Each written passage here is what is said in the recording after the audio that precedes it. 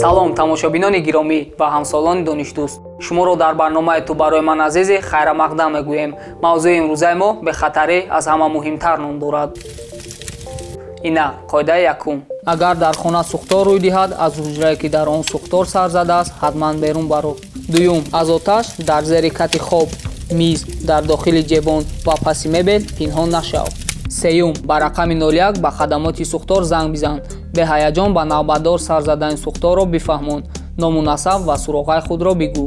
чорум, дар мавриди зиёд будани дуд, бинӣ ва даҳони худро бо мато, рӯймолча ё домани намноки куртаи худ маҳкам кун. ҳеҷ гоҳ мустақилона кӯшиши хомӯш намудани сӯхторро накун.